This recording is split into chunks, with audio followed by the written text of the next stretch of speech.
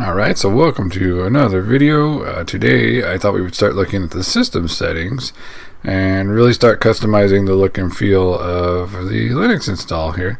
So I'm going to go ahead and go to the menu, and then I'm going to just scroll right up here on the left to the system settings shortcut in the favorites. Now in a previous video I briefly just kind of went over each of these, like just to basically name them off, but let's start actually looking at most of them. I won't go through all of them simply because I don't even use all of these settings my own self, so I'm not really the best person to explain what they're all for, but I'll go through the ones that I do use and give at least a basic overview. So we'll start here with the appearance settings. These are some of the most fun ones to modify.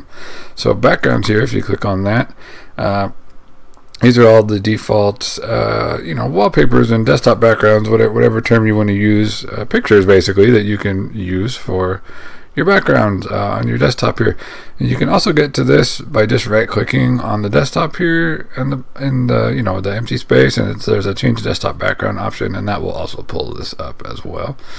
So we've got different groups here, and these are just different version names of earlier releases of Linux. So each one comes with some new images and stuff. So if you really like the Linux Mint logo, you've got a variety of different ones you can choose here, and if you want to try one, you just click on it and you can see it changes the background here to whatever one you selected. And there's some older ones here too. There's all, this is how the Mint logo used to look, was more like a mint leaf shape like this. I'll show you a little bit easier. So it used to look that way. Now they've changed it to a more rounded icon. But you can, play around with those. But also in here, you actually have a bunch of photos of really neat stuff that people have taken.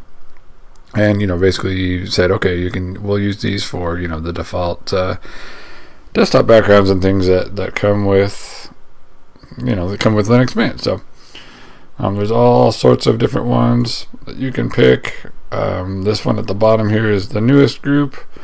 Of the new ones, I'm rather fond of this one myself. It's kind of a interesting looking abstract one, but I think I will go ahead and just pick one, like maybe let's see, I don't know, you can go through at your leisure, of course, and select which one that you like and check them all out. I think I'm going to go with this wave one here, though. I kind of like the looks of that. It's pretty interesting. It's it's like, how did somebody even get that particular camera angle? Who knows?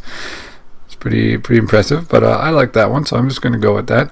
You can also use down here, it says pictures. So if you had anything in your pictures folder, in your home folder here, I don't currently, which is why it's empty, but it will actually reference anything that's in here. Just by going to that pictures. And then if you had another location that you wanted to use on your on your computer besides those, you can just click down here and it says add new folder, and you can put in your own custom folder that you want. So if you have a specific folder saved with maybe all the pictures you want to use for your desktop background or something, you can do it that way. You can just add another location and it will make a option for it right here, like its own separate selection, just like these, and you can go ahead and do that.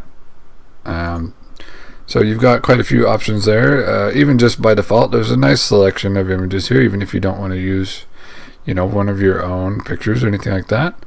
And then up at the top here, there's a settings tab, and so this is if you wanted to do like a slideshow sort of thing. It says you can say play background and slideshow. You can change the picture aspect here, so there's a lot of options. So I'm not sure why you would need the no picture option, but you can do like mosaic, and you can see it kind of changed a little bit, and this will change how it looks depending on the size of the image as well, the resolution of the image.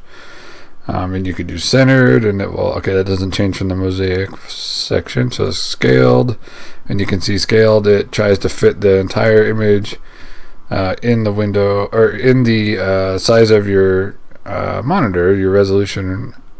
It will make sure it fits completely, versus this one it did not fit entirely, which means the image is larger than the resolution of my monitor, is basically what that boils down to. Stretched will have it go all the way to the, it will specifically fit the image inside the constraints of your monitor resolution, but as you can see, it made it like much wider looking, like it changed the perspective of it, because it stretches it to fit a size that it may not normally fit. Because we can see what's scaled here, this is more the normal size of the image, like the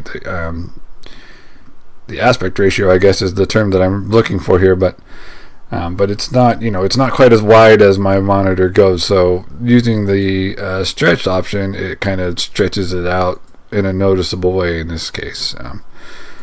If you had a image that was exactly the same dimensions as your your monitor's resolution, then stretch wouldn't make it look all stretched out. So zoom is another option where it just kind of zooms in on the center part, and I think that was what it had at the default setting. Span, I'm not sure what that one does, but it looks kind of similar to what was it, scaled? Yeah. So anyway, but you can play around with these different settings to get a desired look that you'd like for your image. In the case of these where it's like scaled, for example, you can see there's a background color in addition with that, and then it says that's what this option here, the background color option, is for. So you can choose solid color, horizontal gradient, or vertical gradient. So if I wanted something a little more blue, for example, I'll just click this one just for example, and then you can see the background color changes that's behind the image. So and you can play with that a little bit. Vertical gradient, for example, you might want to go, now it's like sets the blue and the black, so you pick the top color and the bottom color, and then it kind of transitions into a nice little effect there. So if you wanted something like a little more green, maybe you could do something like that, or whatever. You get the idea. You can play around with that, either a horizontal gradient or a vertical gradient if you prefer, the other look, and then you can see it goes from one color to the other, just left to right instead of up to down. But that's only going to matter if your picture does not entirely fill the portion of your screen. Otherwise, it's just going to show the whole picture. So, but that's how you change your desktop, settings. Actually, let me look really quick here. When you do click the slideshow, you do get an option here. So, you can choose the delay. So, how long between when it selects a different image to use, and you can see right away it changed to a different image. And then you can. And that's in minutes, so right by default it's 15 minutes, so every 15 minutes it'll change to a different picture. It says play images in random order, so if you want to randomize it, you can do that. Otherwise it will just go in order in the folder that you chose. And so I'm going to go ahead and turn that off, actually, because I don't need that feature for this particular setup. But what it's doing when you do that is everything is being selected from whatever folder or group here that you chose. So you saw it was on this tree one here. So what it was doing was selecting everything out of here. So your slideshow will be of all of these images here if you're using one from this this section here. If you were using it from your pictures, it would draw just from your pictures, so on and so forth. So that's how it's deciding what images to use for the slideshow. So if you want to set up something specific, like, okay, I specifically want these 5 pictures to be cycled through on my, on my desktop background as a slideshow, then you would probably want to make a specific folder for that in your, maybe in your pictures or something. You can just say like desktop background slideshow or something, name it whatever. Put your pictures in there that you want.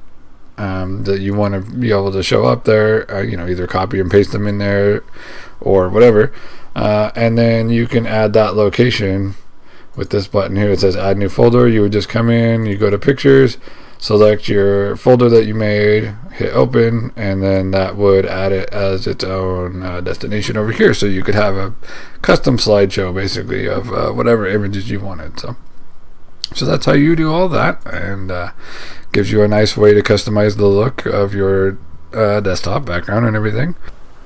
If you enjoyed this video and you want to learn even more, you can find my books at bookstoread.com/Jonathan. That's books, the number 2, read.com/JONATHAN.